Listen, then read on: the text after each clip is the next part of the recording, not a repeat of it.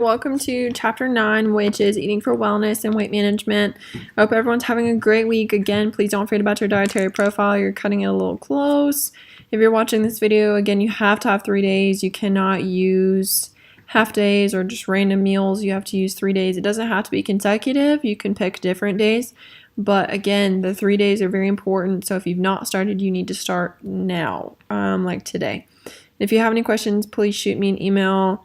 I'm always happy to help. So moving forward, eating for wellness and weight management, I do want to talk about these things. Tips for college students. These are important to everybody, not just college students. So you need to eat breakfast, and breakfast is the most important meal of the day. You desperately need to eat it.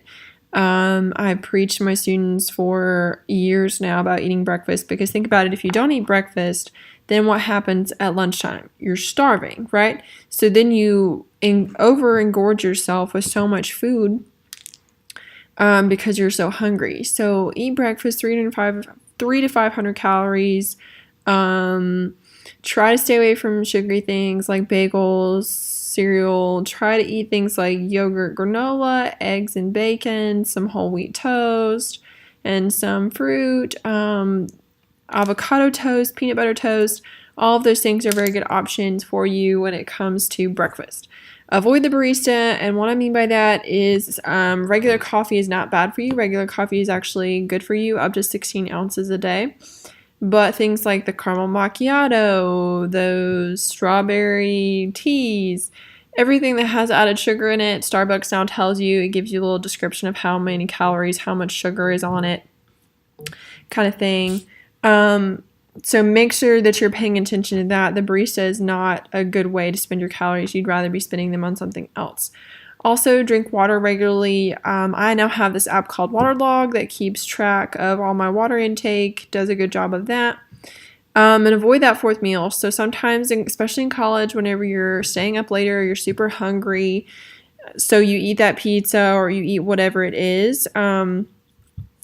Avoid that meal. Avoid meals after 9 p.m. is really and truly what you should be doing. Try to eat before 9 p.m. MyPlate.gov, that's your dietary profile. It should give you a good indication of that when you go to MyPlate.gov. The main 6 food groups, your grains, vegetables, fruits, dairy, oils, and protein. Those are your 6. Those are what you need in your everyday life. How much should you be eating? You should really be eating 4 to 6 small meals a day, not 3 large meals. That's really the way to boost your metabolism is 4 to 6 small meals a day. So eat like a smaller portion breakfast, eat a snack in between breakfast and lunch, eat your lunch, eat a snack in between lunch and dinner, then eat your dinner, maybe a dessert afterwards, like a good dessert like fruit or anything like that. How much you eat does depend on your weight or your level of change. So if you are looking to lose weight, obviously you're going to cut down calories. If you're looking to gain weight, obviously you're going to increase calories. Those are pretty straightforward and basic. Healthy principles, choose nutrient-rich foods from each group, so make sure that you're choosing whole foods. That's really what I've been preaching to you. That's what I preached at the lecture beginning of this week, is whole foods are the most important part of your meal. You really need to focus on those. Watch your portion sizes. If you go out to eat somewhere and you order a regular meal, like Olive Garden has huge portions, what I like to do is get a to-go box right away. Take half of it, put it in the to-go box, and then eat the half, so that way I'm controlling my portions. Another option is the kids meal. The kids meal is a much smaller portion and it's so much better for you. So make sure you're watching out for portion sizes, because everything in comparison to what it was is astronomical. We eat triple the amount that we would have a decade ago. It's insane. Always choose whole grains versus grains. I did preach that at the beginning of this week. You need 6 ounces of grains.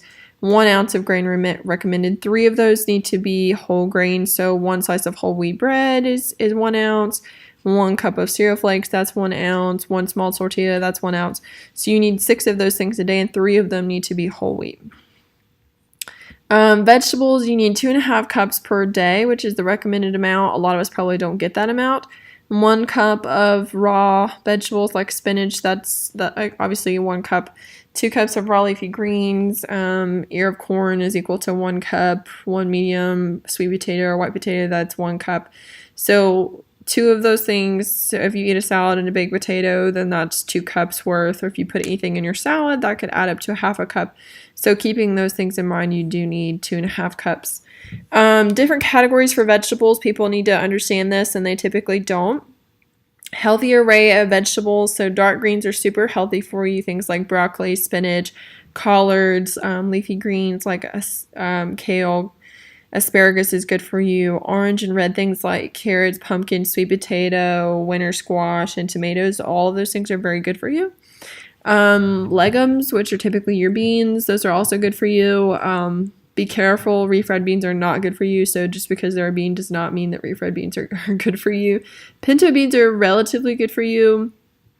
They have a misconception for some reason.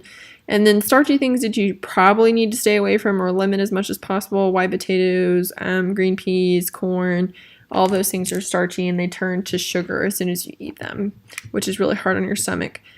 Others that really aren't that great for you, I mean, they're good for you. They're better for you than other things, but they really are just water. Cabbage is pretty much water. Cauliflower, celery, cucumbers, green beans, lettuce, mushrooms, onions, summer squash.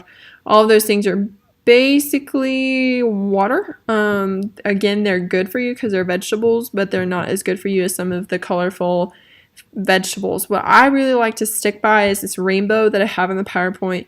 The rainbow, the more you make your plate a rainbow, the better off you are. So eating things that are super colorful, you can't go wrong there. The more dilute the color is, the less healthy it probably is for you. So think about corn. It's not, its color is dilute. Green beans, all those things. So think about making your plate as colorful as possible. Now, fruit, we need 2 cups a day, so you can read that right there. Half a grapefruit, all of those things, you can find the equivalent. Protein, we need 5.5 ounces of protein per day, so 1 egg is 1 ounce. Half a cup of beans is 1 ounce. You can get ounces just by the chicken, so 4 ounces of chicken, that meets your protein. 1 tablespoon of peanut butter is 1 ounce. So it's not that hard for you to get your protein intake for the day. Your dairy intake for the day, 3 cups per day. So obviously 1 cup of milk, 1 cup of yogurt, cheese, all of that stuff. Oil is recommended 6 teaspoons per day. And then I have 2 charts for you to track your oil and see how much you're eating. Mayonnaise has oil in it, mustard has oil in it, that sort of stuff. So keep in mind that you might not think that you're eating oil, but if you use any of those condiments, you are. We've talked about why breakfast is bad. Healthy snacks. I've given you a list of healthy snacks that you should partake in versus super sugary. Recommended diet. So the DASH diet is designed for hypertension. So it's a dietary applied for hypertension. To lower your blood pressure. So what's involved with that is a lot of vegetables, a lot of whole grains, reducing red meat, reducing sugary beverages, those sorts of things are what DASH represents. And then there's a pyramid that you can see of what you should consume the most versus what you should consume the least. If you are pre-hypertensive or your family that runs in your family, you should check out that diet and see what they recommend and start following it. So that way you don't have hypertension and then you're trying to backtrack and trying to, oh gosh, I have hypertension, I need to reduce this, instead of just preventing it altogether. So I like to take preventative measures versus trying to fix something that's already happened. So if you do have pre-hypertension, please take note of all of those things. If you already have hypertension, again, this diet is a good way for you to lower that hypertension naturally without taking medication. But again, I'm not telling you not to take your medication, because if your doctor assigned it, then you should probably listen to your doctor. The Mediterranean diet is literally exactly what it's called. It's from the Mediterranean, what people from the Mediterranean eat, which is a lot of fish, a lot of whole vegetables, colorful array. Again, there's a pyramid there showing you what that looks like. Fast food choices, I like to cover this because fast food is so prevalent. So when you're eating fast food, make sure that you know the do's and don'ts of fast food. So if there's a grilled option, always get grilled versus fried. If there's a kids menu, I strongly suggest that you take a look at the kids menu because the kids menu's portion is smaller. Always get water instead of soda. If there's an option to get fruits versus fries, get fruit. or get a smaller thing of fries. Either way, limit your condiments, so don't put that mayonnaise on there, don't put all the other stuff on there. Those are my guidelines for fast food choices. Really and truly, I try to stay away from fast food, but we all know that that's really hard to do when you're super busy. So some fast food places that have better options. Chick-fil-A has a really good option. They have grilled chicken nuggets, they have grilled chicken sandwiches, they give you fruit instead of fries. So if that's available to you, take that. Zaxby's, I think, has a grilled chicken thing that you can get. I'm trying to think. McDonald's has wraps. Wendy's has really good salads. I just had one of their salads with avocado in it the other day, and it was delicious.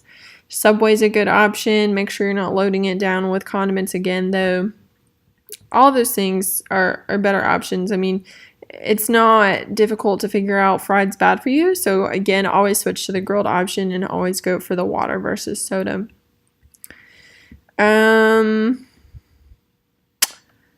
Food allergies, that's a big thing. So food allergens, that's an allergic reaction. A lot of the food allergies are peanuts, peanut oil. Those are the big nuts, tree nuts. Milk, bread is becoming a new one. Organic versus non-organic, you can see the difference between organic and conventional. There's no nutritional difference. Don't let anyone tell you otherwise. There's no research out there that shows that there's nutritional value over one or the other. Chemical residue, obviously organic foods will have fewer pesticides. That's the benefit of organic food. Foodborne illness, they're inconclusive with that if there's less or more with organic food. Obviously, the cost of organic food is substantially higher than your conventional food, and the taste is personal preference. In some things, I can taste a difference, and in some things, I don't. My wonderful significant other, he tastes a difference in a large portion of things, whereas I don't. It's just a taste preference, what you're used to, and what you prefer. Weight loss, we've already talked about the caloric intake, where you look at it as a bank system. The more money that you save, the better off you are versus spending all of your savings. If you lose 1 to 2 pounds per week, that's healthy. Anything more than that is not healthy. The freshman 15 is a complete myth. Freshmen gain on average 3 pounds. So many people, whenever they're talking about weight loss, get sidetracked and they focus on just the exercise. I've heard so many of my students say, I'm exercising, I'm going to the gym 5 days a week, I'm doing X, Y, and Z, but they're still eating the same. If you've ever heard the phrase, abs are made in the kitchen, it is 100% accurate. And I encourage you to change your diet, because the first thing that you do when you change your diet, you're going to drop some weight. And then the exercise is just going to make it even more better. You're going to feel so much better. And then when you do lose that weight, you're going to be toned and muscular. So that way you're going to feel more confident in yourself. But I do want to reiterate that abs are made in the kitchen. And that if you change your diet first, exercise kind of tends to follow. Or vice versa. But I do want to reiterate that you cannot exercise and maintain the same diet and expect weight loss results. You do have to change your diet up. You do have to kind of shock your body and put healthy food in it for your body to feel good. When people lose weight and people are eating healthier, they always, always, always come back to me and say, I feel so much better. I didn't even realize that I could feel this good. I feel so strong. I feel so energized. I feel great. In fact, I was talking to one of my colleagues today. He has completely changed his whole entire diet for the last 2 months. And he told me today how much better he feels. He feels so great that he feels like he can do a lot more than he could before. So maybe focus on diet, not the exercise part, but exercise is extremely important. But remember that they go together. You can't have one without the other. Weight loss surgery, BMI, over 20, I do believe, is gastric bypass. And then liposuction is really and truly not weight loss surgery. It's just kind of a body image surgery where they suck the fat out of you, literally. Gastric bypass is typically where they go in and they put a band around your stomach. They reduce the size of your stomach and slow the digestion down 3 pints to about 1 ounce based upon your weight. And that's what gastric bypass is. Most people will tell you that that's not the route that you want to go. It's not a fun route. People don't enjoy it. It's really difficult, and sometimes people just go back to the way that they were doing things, which results in failure of the surgery. Eating disorders. So anorexia is body image issues with disturbed eating disorder where you don't eat. You're afraid of gaining weight, so you don't eat. Bulimia is where you binge and purge. You'll eat a lot of food, or you'll eat around people and then you'll go throw it up, or you'll take a laxative or whatever it is. But you appear to be healthy because you're eating around other people, or sometimes you'll purge because you're hungry, and then you'll binge because you're hungry, and then you'll purge however you need to. And then binge eating disorders where you eat a lot at one time. And this is not stress eating. This is not the same thing. I get a lot of confusions from that. But binge eating is more or less you can't stop yourself. It's just overcoming you everything's appealing to you. So that's exactly what binge eating is. That's just a rundown of eating for wellness. There's a lot more that we could go into, and I'm pretty passionate about this. I just did an activity at work for this. I love nutrition. I love physical activity. So if you have any questions about recipes or ways to lose weight or anything like that, please reach out to me. And I know some of you are probably sitting there and you're saying, she's young. She can rebound. I can't. Whatever it is, whatever you have in your mind. I just want to, again, I've shared with you guys this week of my struggles. I gained probably over 30 pounds within a 6-month span. Not healthy. I was not comfortable with my body. I was embarrassed. I was not confident in myself. Had a lot of body image issues. And I started Insanity. I started the Insanity program on Beachbody, and I cut my portion sizes down. I literally did not change anything that I was really and truly eating healthy wise, but I cut my portions down by a large margin. I would cut a sandwich in half and eat that half. I would limit my portions for my lunch. I would pack everything. I would do meal prep, all that fun stuff, and I probably lost 30 to 40 pounds within 2 months, just by starting a new program and changing my portion size. Guys, I'm serious. I literally would save cheat days for Fridays, and I would order a cheeseburger and fries from this local joint that we have called Neighbors, and I would eat every Friday. Every Friday. I really and truly did not change up that much about my diet, but I controlled my portion sizes and I added more vegetables in there, switched whole grains up, and it worked. I'm living testament to say that you can live a healthy lifestyle. You just have to get started. And I feel like I'm a good resource for you to be able to get started. So please reach out if you have any questions or you just don't know how to get started. I'm here to help. And I hope your dietary profile goes well. Again, have a great weekend, guys.